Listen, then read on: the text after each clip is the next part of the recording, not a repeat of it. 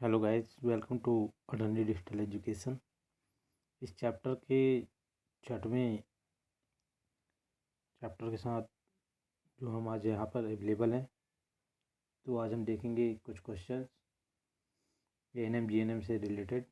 तो चलिए शुरू करते हैं। पहला प्रश्न आप देख सकते हैं स्क्रीन पे। डीएनए में हाइड्रोजन बॉन्डिंग किसके बीच होती है? शर्करा और फास्फेट, नाइट्रोजन बेस, फास्फेट और बेस, या शर्करा और बेस। डीएनए में हाइड्रोजन बॉन्डिंग, देखिए यहाँ पर, और आंसर आपका जो कहलाएगा नाइट्रोजन बेस। बी आंसर आपका राइट आंसर यहाँ पर होगा। ठीक,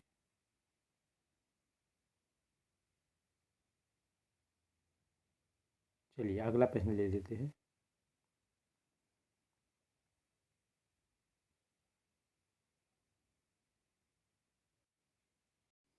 देखिए दूसरा प्रश्न, कोशिका झिल्ली का लिपिड द्विपरत किस प्रकार की अणु से बनी होती है? कोशिका झिल्ली का लिपिड द्विपरत किस प्रकार के अणु से बनी होती है? Protein, glycolipid, phospholipid, carbohydrate. चार ऑप्शन सही आंसर है आपका फास्फोलिपिड। तो फास्फोलिपिड आपका यहाँ पर सही आंसर कहला जाएगा। ये रहा आपका राइट आंसर। ठीक, चलिए अगला प्रश्न देख लेते हैं। ठीक है, तो सी आंसर है। चलिए अगला देख लेते हैं प्रश्न। किस एंजाइम का उपयोग डीएनए की प्रतिकृति में किया जाता है? किस एंजाइम का उपयोग डीएनए की प्रतिकृति में किया जाता है?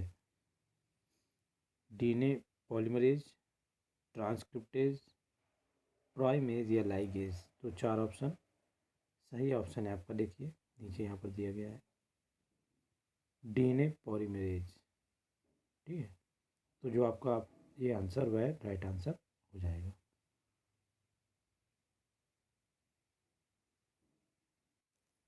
चौथा प्रश्न देखिए, ग्लूकोज का चयापचय मेटाबॉलिज्म किस चक्र में होता है? तो यहाँ पर चार option, glycolysis, citric acid cycle, Cori cycle या कैल्विन साइकिल। सही आंसर आपका इसमें है ग्लाइकोलाइसिस। ये आपका यहाँ पर राइट आंसर है, ग्लाइकोलाइसिस। ठीक है, आप आंसर में देख सकते हैं यहाँ पर।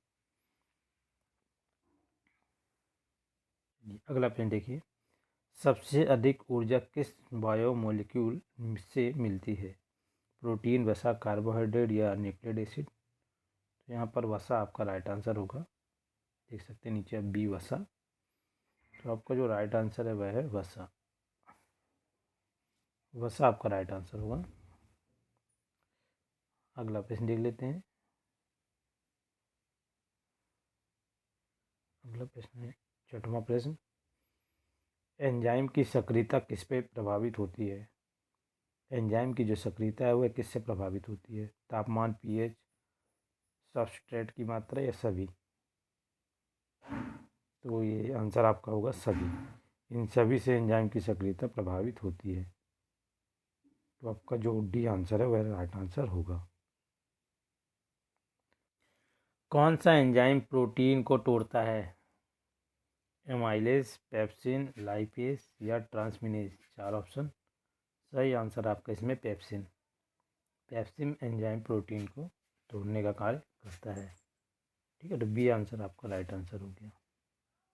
चलिए अगला प्रश्न देख लेते हैं, आठवां। एटीपी का निर्माण कहाँ होता है? एटीपी का निर्माण कहाँ होता है? Mitochondria, Golgi body, ribosome, lysosome. ATP का निर्माण, तो यहाँ पर आंसर आप देख लीजिए, यहाँ पर दिया हुआ है मैंने नीचे, माइटोकॉन्ड्रिया। ठीक है, ये माइटोकॉन्ड्रिया राइट आंसर आपका ये। नौवां प्रश्न ले लेंगे।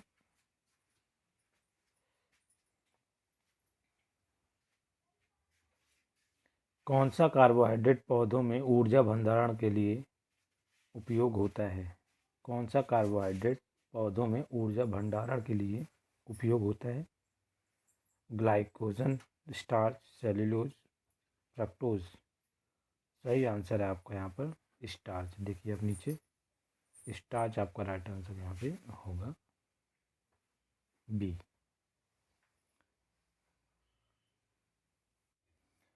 आरएनए के निर्माण की प्रक्रिया को क्या कहते हैं? आरएनए के निर्माण की प्रक्रिया को क्या कहते हैं? Transcription, translation, replication, transduction. RNA के निर्माण की प्रक्रिया को, तो यहाँ पर ट्रांसक्रिप्शन, ट्रांसक्रिप्शन आपका राइट आंसर यहाँ पर हो जाएगा। ये आपका राइट आंसर। चलिए 11वां प्रश्न। कौन सा अमीनो एसिड सल्फर युक्त होता है? कौन सा अमीनो एसिड सल्फर युक्त होता है? Glycine, cysteine, leucine, arginine.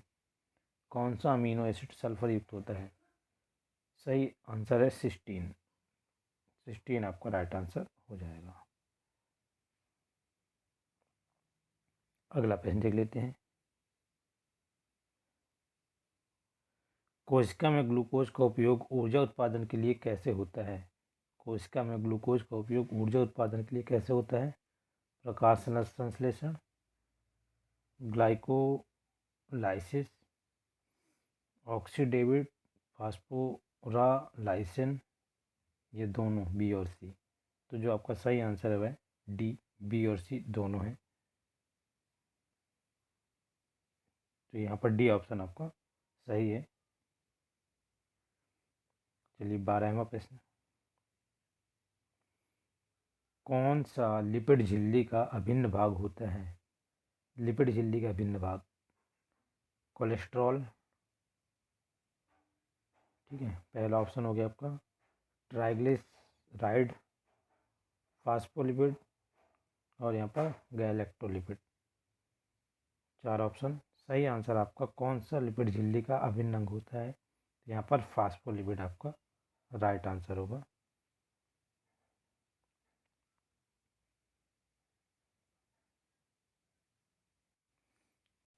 चलिए 14वां प्रश्न ले लेते हैं। यहाँ पर यूरिया चक्र में कितने चरण होते हैं? यूरिया चक्र में 3, 4, 5, 6। आंसर आप देखिए 5। यूरिया चक्र में 5 चरण होते हैं, याद रखिएगा। सी ऑप्शन आपका सही है यहाँ पर। 15वां प्रश्न। कौन सा विटामिन कोएंजाइम के रूप में कार्य करता है? कोएंजाइम के रूप में कार्य करता है। विटामिन ए, डी, बी के। 4 ऑप्शन बताइए वह विटामिन जो कोएंजाइम के रूप में कार्य करता है। देखिए ऑप्शन आंसर देखिए बी, विटामिन डी कोएंजाइम के रूप में कार्य करता है। 16वां प्रश्न। चलिए प्रोटीन संश्लेषण मतलब सिंथेसिस कहाँ होता है? माइटोकॉन्ड्रिया में, Golgi body, ribosome, lysosome. Answer है आपका राइबोसोम, ठीक है।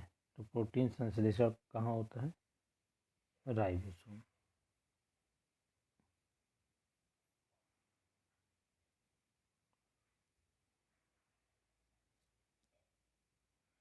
चलिए अगला देख लेते हैं।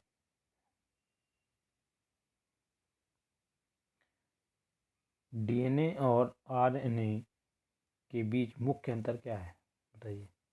फॉस्फेट समूह, शर्करा, बेस पेयरिंग, दोनों बी और सी। डीएनए और आरएनए के बीच में मुख्य अंतर देखिए, आंसर देखिए आपका बी और सी। डी ऑप्शन आपका यहाँ पर सही है। एक शर्करा का अंतर है और बेस पेयरिंग का अंतर है ना, तो ये दोनों अंतर यहाँ पर डीएनए और आरएनए के बीच में होता है। 18वां प्रश्न। कौन सा एंजाइम वसा को तोड़ता है? वसा को कौन सा एंजाइम तोड़ता है? Amylase, pepsin, lipase, catalase. तो सही आंसर आप बताइए। लाइपेस, सी, लाइपेस एंजाइम वसा को तोड़ता है। चलिए 19वां देखते हैं। न्यूक्लियोटाइड किससे बना होता है? नाइट्रोजन बेस, शर्करा, फॉस्फेट या उपरोक्त सभी?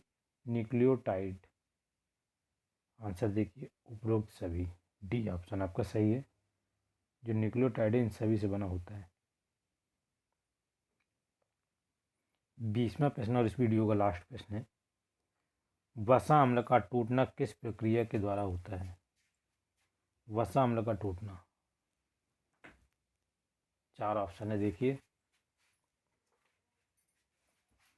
Beta oxidation, glycolysis, citric acid cycle या डीकार्बोक्सिलेशन। सही आंसर है आपका बीटा ऑक्सीडेशन। ठीक है, तो ये आपका राइट आंसर हो जाएगा।